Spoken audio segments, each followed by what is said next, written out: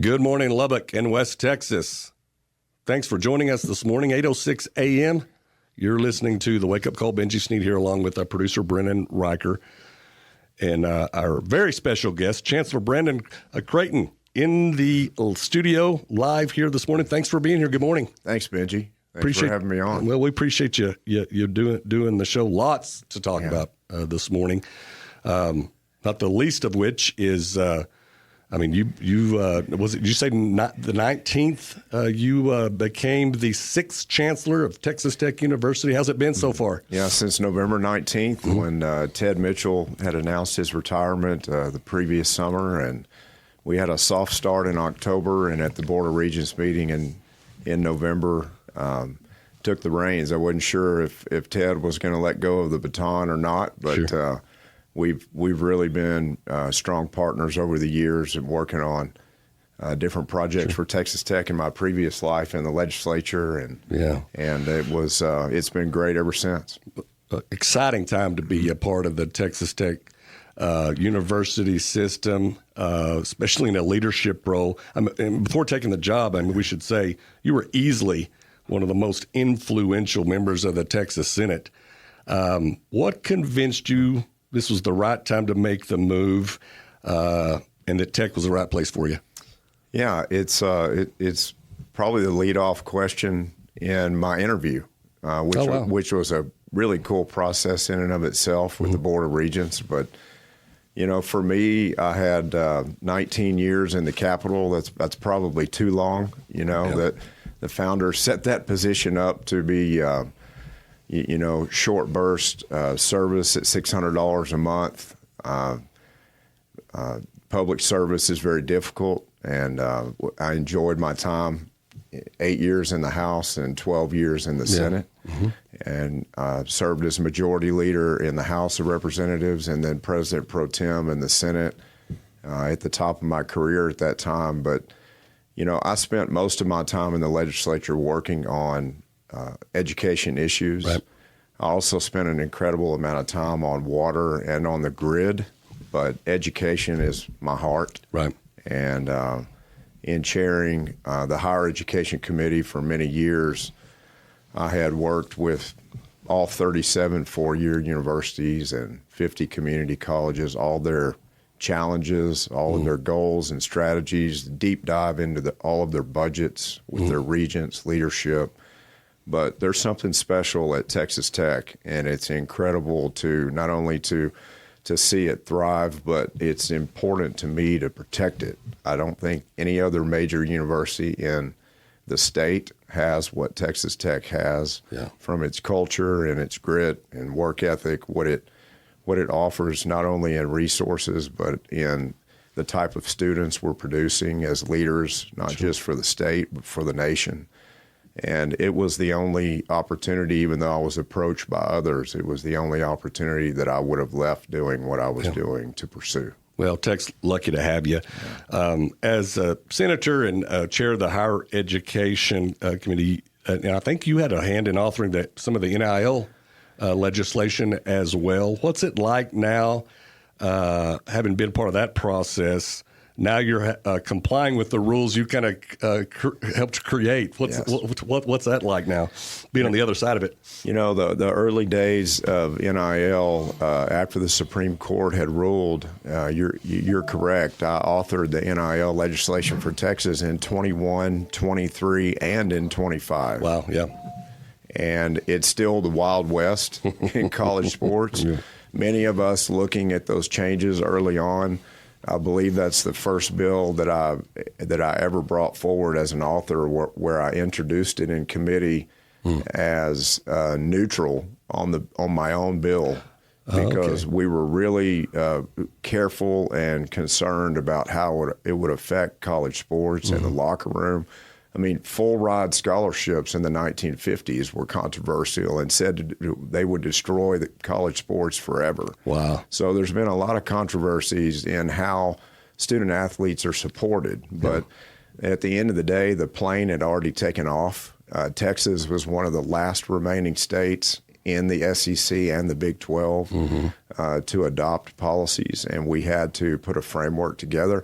Now that bill is a model for many other states around the nation. Sure. We've still got a lot of work to do. I think Texas Tech is kind of the model for other universities on how to figure it out and do it right. Yes. And speaking of that, a tremendous amount of attention in the past year, mostly positive. A little bit of controversy there. As Chancellor, how do you help the university balance embracing that success and kind of navigating through the criticism of the same that in most parts is not even warranted? Well, that's the role of the Chancellor's office. I mean, we're the golden dome of protection for the entire university system and advancing our vision and strategies forward, but also dealing with the subject matter of the day, and through the Sorsby, period of days where, the mushroom cloud, elevated above college sports and all the focus was on us, even though we did every single thing that a model program would be expected to do in any conference in that situation with the hand that we were dealt. And, we tackle each day with the vigor and the determination that we're expected to tackle to protect the team and Red Raider family. Yes, and we've said here consistently on the program our observations about how consistent the coaches, the athletic department, the university system was about supporting the person through that whole process. So hats off there. And I think unfortunately, you guys you kind of got to be the rule book writer on how to handle that kind of thing if it comes up at other universities. Well, and we'll see how Cincinnati is handled on it, as they knew the entire time they were playing, Brendan. And you're right, Coach McGuire, as is consistent with the team culture, and Kirby Hocutt as well. Yeah. Their entire athletics department showed that we stand for student athletes first, and we protect our own. And even though Brendan had never suited up in a game for us, even though we never broke a law or a rule or wired around any part of that entire situation, it was important to make sure that we focused on his recovery. And he absolutely, that wasn't manufactured in any respect. He absolutely, through 9,000 transactions, betting on every single pitch at Cincinnati Reds games, he had a self-admitted problem. And when a student athlete comes forward and leads among all other athletes in America to say, I have an addiction, and you don't stand first in supporting the recovery of that student athlete, what are you telling every other athlete in America that also has an addiction? Yeah, bingo. Yeah, I agree 100%. Like I said, you guys were completely consistent. I heard Joey at the Brendan was at the Big 12 Media Days when somebody asked him if he'd have done anything different. And he said, well, I wish I would have known what the supplemental draft was going to do. I might have given him, Sorsby, different advice. But not a lot you can do different in that situation. Thanks for addressing it. Exciting times at Texas Tech right now. Lots going on. You guys are seeing record enrollment. Lots going on with research. I want to talk about Reese coming up after the break. But before we hit the break, if you could, with everything going on, if you could describe Texas Tech University where we are right now, how would you do it? Momentum. Nice. Very good. We're visiting with Chancellor Brendan Creighton this morning. If you've got a question or comment for the Chancellor, let us know. The text and phone lines are open. 806-771-0923. 806-771-0923. You're listening to the Wake Up Call. We'll be back with the Chancellor right after this. Wake Up Call with Benji Snead continues on 92.3 The Hub, the voice for freedom. Welcome back to the program, 8:20 a.m. Thanks for joining us this morning.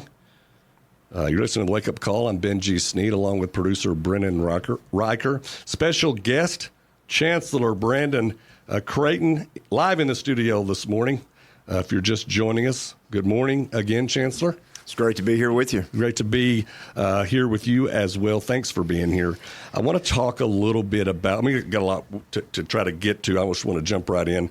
I want to talk a little bit about what's going on at Reese, and admittedly so, we've not even done a good job here on the program. I don't think anybody's really telling this story the way it needs to be told, but everything going on at Reese, the former Reese Technology Center, is being rebranded, repositioned as the Texas Tech University Reese National Security Complex. Did I get that right? That's right. RNSC. Thanks to about $150 million state grant to develop this as a kind of the forefront for national security. Talk for folks that don't know. Talk about this partnership and effort and Tech's role in the whole thing.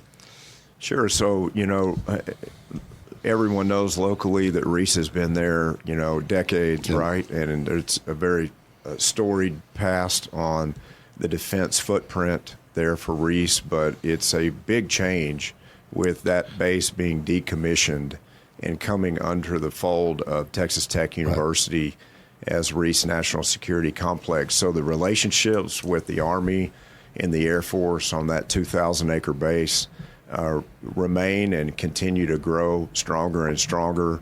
The head currently of Army Futures Command, General Miles Brown, it's one of his favorite projects in the nation, and he's very involved with enhancing and growing the relationships there with the military and our opportunities at Reese for contracts that will tie together with the type of testing and research that our military depends upon. And then there's 3 runways out there. 2 of them are certified for C-130 landings, and we're making some adjustments and repairs to the 3rd. But at 10,500 feet on the runways, it's a very unusual asset for a university to control, and our opportunities out there for research, for defense, for maybe some light manufacturing and some private sector, involvement and collaboration. It's going to be incredibly special for Texas Tech going forward. So you think we're going to have planes coming and going out there again? Depending on the type of contracts that we have in place, we certainly could. I mean, the assets that are on the ground, including those runways, incredibly valuable, and it's very possible as well that private sector collaboration could put those runways to use. So for those that don't understand, how specific can you be about the type of work that Tech hopes to do out there in terms of national defense? Probably keep it pretty general today. Sure. Okay. Just because of the security requirements tied to those projects. But I can say, that for the future of the country, and certainly with Texas Tech being one of 16 universities in America that have been designated to develop the Golden Dome defense system, that our opportunities with the military are incredibly extensive there, and it's going to be fun to watch how Reese develops and how it ties together with our success at the university level. Sure. So outside of the work that's going to be done out there, whatever federal, private sector contracts you guys may attract, when someone drives onto Reese, let's assume you'll be here in 10 years. 10 years from now, what do you hope that it will become for Lubbock and West Texas? Well, it'll be a national example for innovation and how that innovation ties to research and how Texas Tech can recruit the best faculty in the country for that research. And some of that ties into the NVIDIA deal that we'll talk about soon as well. I'll ask you about that. That will be at the Innovation Hub on 4th Street. How we work together with the military to further enhance our stature, and how defense ties sort of inextricably together with our goals at the university level to just solve problems and be a part of solutions that really affect not just our future in Texas, but for the nation. Yeah. It seems to me that Tech is outside, forget the Big 12. Outside of any research institution, Tech's a perfect fit for this. Absolutely. What other kinds of research do we have going on out there before we ever get into the Reese stuff? Any highlights that you've seen in terms of research, breakthroughs, things at Texas Tech going on in that area? Well, I think on our next segment, in our next visit, we'll be able to talk about a little bit more extensively on the relationships that are tied specifically to the military and research breakthroughs in medicine, and also on the defense side will be some of the biggest announcements we'll be able to make. Yeah. And then again, it ties into the synergy around many of the different new programs and new opportunities that our team has been working hard on since we started to just deliver on behalf of the Red Raider family. And it's what an exciting time in athletics, of course, in academics, on the special projects side, including Project Matador with Fermi.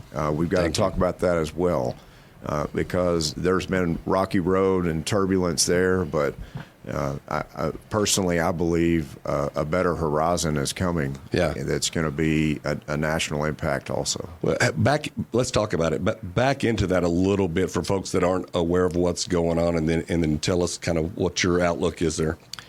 Yeah, so Fermi, which is a project that's on Red Raider land, it's almost 6,000 acres of previously what was a ranch, and now that footprint is a publicly traded company that's leasing that property from Texas Tech, and it's tied to the nation's electric generation. It's got a nuclear footprint.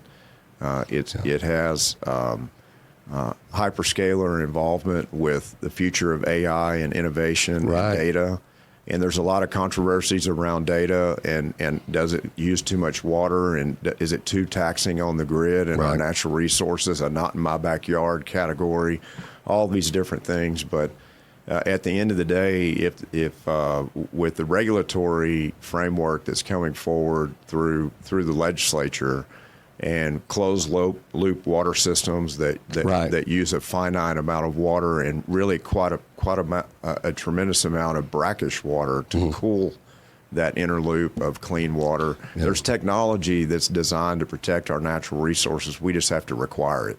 Yeah, I think it's been interesting that I think data centers as a general term is not really fair to a city who hasn't decided yet, because you have this stigma. Do you think Lubbock's been smart about how they've been cautious so far? Yes. No, I believe the caution is a positive thing. I mean, look, I was on a town hall recently with Google and previous land commissioner George P. Bush and Lubbock officials here locally, and one of the terms used at the town hall was fear. I don't believe the public's afraid of this technology. I believe they're holding decision makers accountable. There's a very different, distinctive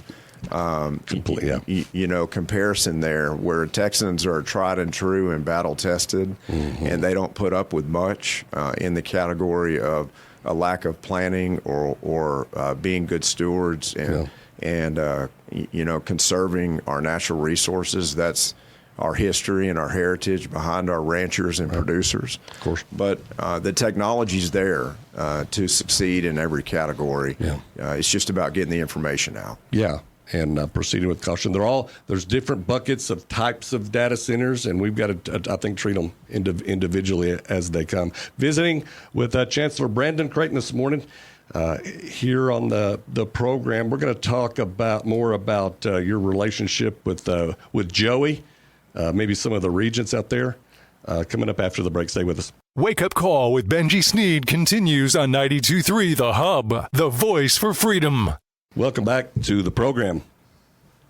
Little ZZ Top to get your morning started here on the Wake Up Call, 8:36 a.m. Looking for a high. It's going to be a hot one today, 102 degrees. It's about 79 right now.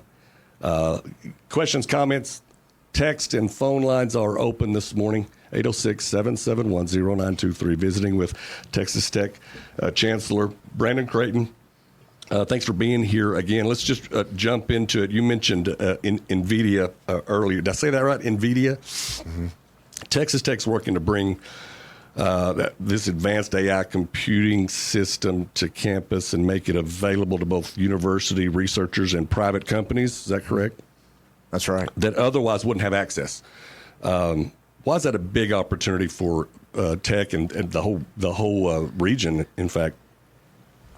Well, the one thing we know for sure, the economy is changing quickly. Yeah. The advancement of AI, all of the speed that's tied to hyper-performance computation, fast computer modeling, is really the root of it, and the platform for all of it is NVIDIA. That they're the number one market cap valued company in the world. Tesla's number 9. Okay. And NVIDIA started out with video games like Doom, and advanced later to Call of Duty and other games. But the AI technology in those games, Elon Musk figured out that applied to vehicles, satellites, and rockets.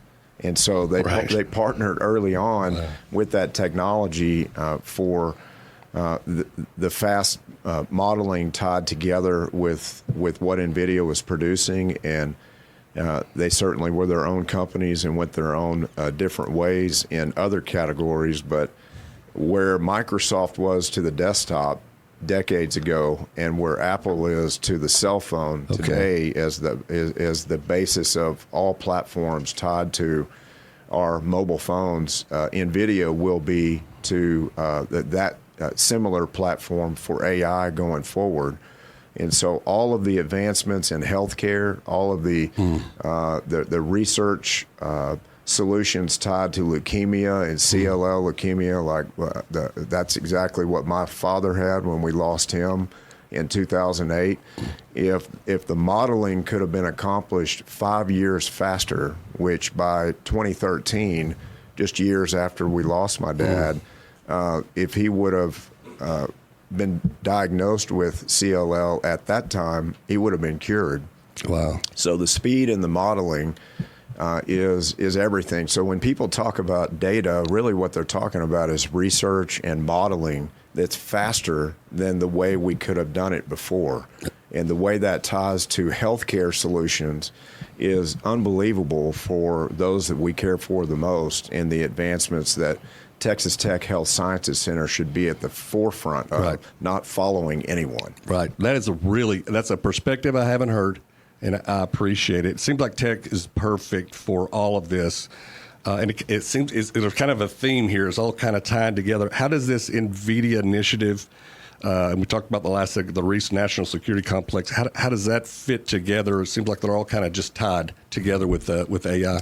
Well, we traveled to Santa Clara and made a presentation to NVIDIA that essentially, with all that they offer for the future of technology, Texas Tech could be of value to them, which, you got to be kind of careful with that presentation, because in that world, they're at the top of the food chain, so you don't want to offend them. Right. But it's my belief that with what the Red Raiders offer in our university setting, where we're situated in Texas, where these projects are located, and the national solutions tied to them, that our stewardship and how we handle the integrity and the ethics and the responsibility of this new technology, I think that there's no better place than Texas Tech to steward that next level, evolution in how our economy is changing.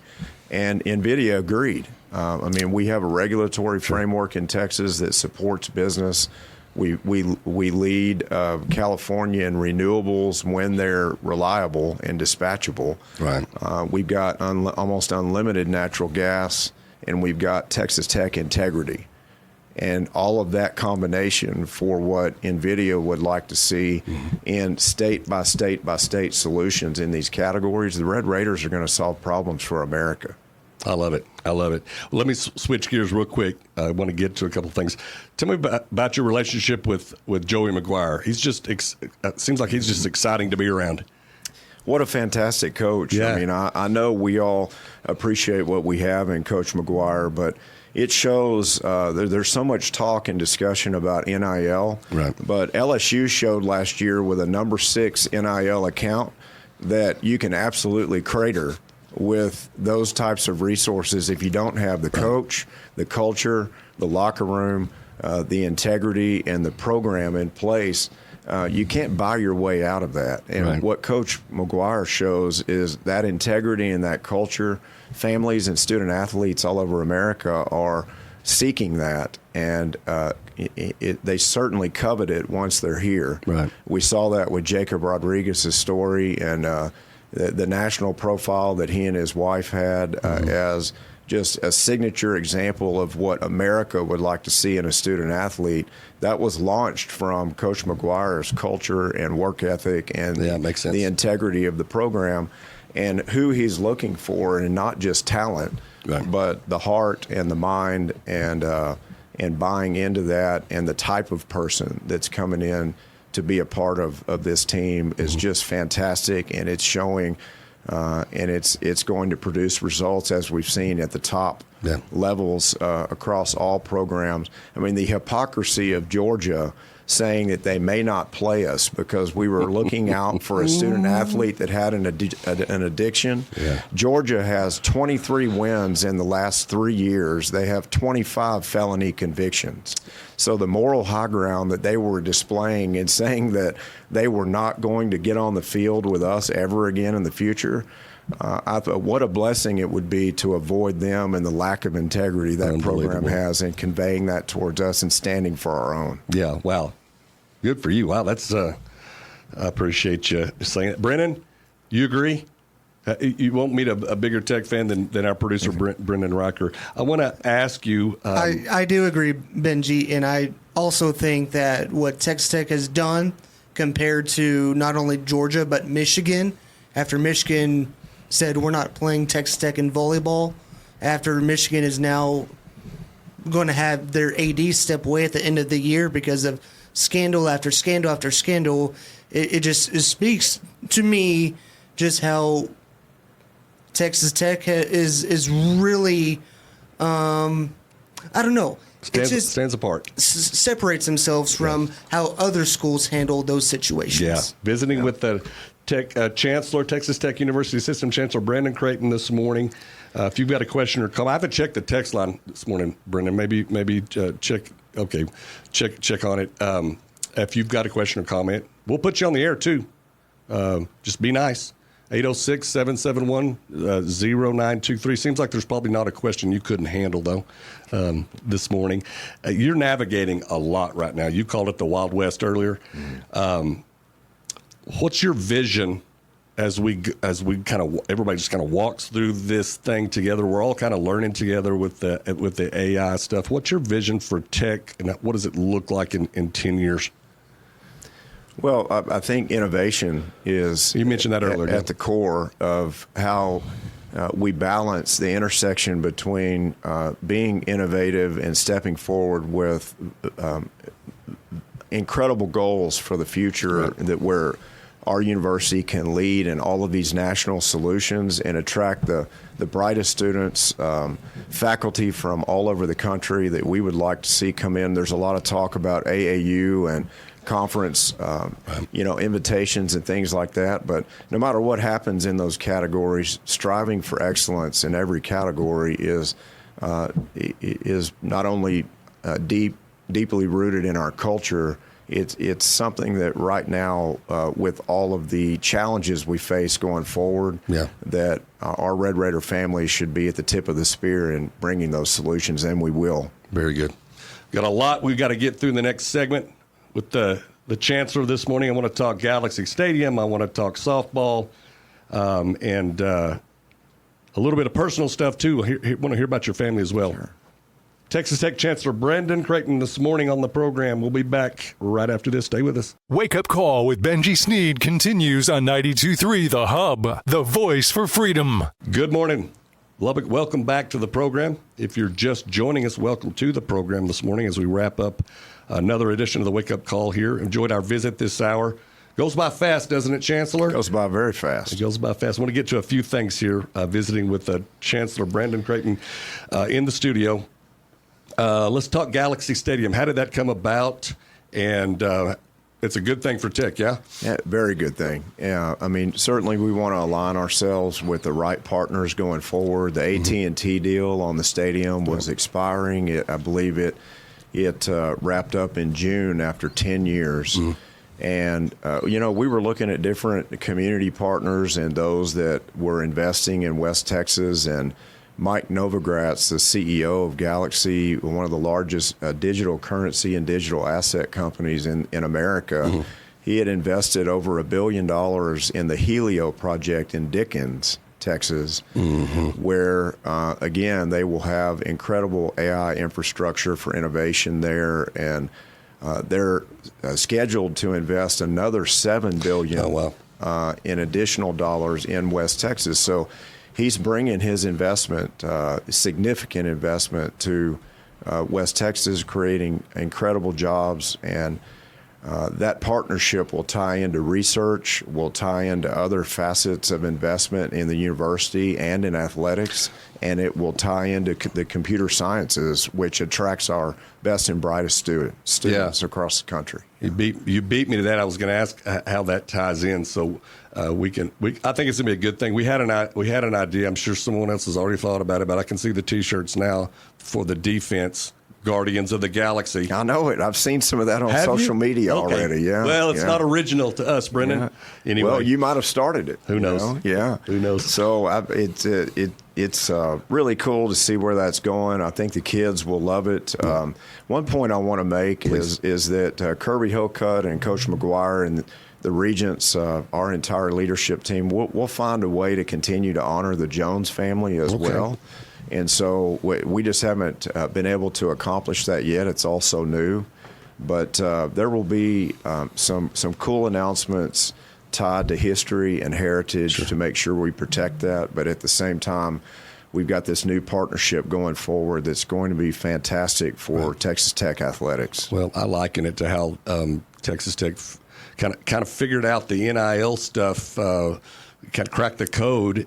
Same kind of situation here, just out ahead of things. Got to give a shout out to the softball team. Yeah, absolutely. I mean, incredible years of accomplishment by that team, and the pitching and the batting and just what they stand for. It's been fun to watch. Yeah. How does a winning athletic program kind of work towards the synergy of the academic mission? Yeah, well, it's core to the mission. I mean, we want our student athletes to certainly obtain their degree and be supported all the way through their higher education mission. And it's tough. The student athletes, the way they travel, their work ethic, the time that it takes to be elite, and then at the same time handle their curriculum, it takes a lot of support and dedication. And we just, again, back to the original part of our conversation about just supporting our student athletes overall, I don't think any do it better than Texas Tech. Yeah. Well, you guys are certainly, at the very least, you're out in front of stuff. Exciting times to be at Texas Tech. Switch gears real quick. I want to talk about your family. Yeah. Give us a little perspective about Chancellor Brendan Creighton, the person. Sure. So, I grew up on a ranch right outside of Conroe, Texas, north of Houston, in a little town called Cut and Shoot, Texas. And so Cut and Shoot is just east of Conroe on Highway 105 East. And it's a very different place now. Cut and Shoot isn't, but Conroe is, in the way that it's grown in those North Houston suburbs. And then at the same time, my family was ranching in southern New Mexico, just below Columbus and Las Cruces and Deming. Sure. Right above El Paso. And so many years of my life growing up, we were running horses back and forth. My dad had a genetics plan to crossbreed Santa Gratuitous and Hereford cattle in that southern New Mexico region. And he thrived in this drier climate. He suffered from allergies in East Texas in those pine trees, and he was just a new person out here. So I didn't grow up in West Texas, but for almost 20 years, I grew up a little bit west of West Texas in this same region and climate. My brother lives in Hobbs now. Okay. And so fast forward to now, Tamara and I find ourselves so excited about this new chapter in life after being in the legislature for a long time. And we have a house here in Lubbock, but we are still sourcing furniture. So we've got to furnish the place, and we're getting it ready. We'll be in before football season. That's the goal. And right now we're in a different location, just day to day, getting that house ready, and it's been really exciting for us. And we're so thankful and blessed to be here. So we've got an incoming 9th, 10th, and 11th grader. Yeah. We've got a daughter that is graduated from college and looking for a big girl job at this time for permanent employment, and she's got some good opportunities in front of her. So we're really just very excited about the future and being a part of the family. We're going to work every day to earn it. Very good. Can we do some quick rapid fire? We got about 4 minutes left. No real rules other than rapid fire is usually a sentence or less answer, so we can get through all of them. You mentioned your kids. How would your children describe you? My kids would describe me as fun but determined. Very good. Mm-hmm. What's been the biggest surprise about becoming chancellor? I think that the scope and the reach of the job itself, with nearly a $4 billion entity and over 20,000 employees, it's just incredibly exciting to be a part of it each and every day with the future that Red Raiders have ahead of them. Sure. Okay. What do you enjoy doing when you truly have a day off? If that exists. I mess around with cattle and horses for therapy more than a business. Oh, wow. And I love to hunt and fish. Okay. Who has influenced your leadership style the most? Probably my dad. Okay. Yeah, heavy influence from my dad growing up, and he was a wonderful man, and not making many of those anymore. And sure, I lost him in 2008, but he still talks to me. I just listen a little bit better now. I love it. Well, he must have been something special. You mentioned him 3 times this morning already, so that's great. What's your favorite Texas Tech tradition? Well, I love the tortillas being thrown, and I might be, I might be fined myself for just, continuing that. As chancellor, it'd probably be the wrong message nationally, but I love that you said it on the radio program. And I love the soap suds tradition on, wrapping that horse that Will Rogers sits on. I've always thought a lot of Will Rogers, and I love that the horse's rear end faces A&M. I think that's appropriate. Yeah. And then just all things tied together with our fan base and the way that they handle themselves. It's just the greatest game day experience in America. Real quick, what's something about the chancellor that most people would be surprised to know? Oh, I come across pretty serious most days, but probably just I like to cut up and have fun. And very good. And I'm a big Rocky series fan. I love the Rocky movies. And well, that new one about Stallone's coming out too. That's right. Well, it's my pleasure to meet you. This has been fun. I hope you'll come back and see us again. Chancellor Brendan Creighton, that was great this morning on the Wake Up Call. As we wrap up another edition, we'll see you tomorrow morning, 6 to 9 a.m. right here on the Wake Up Call.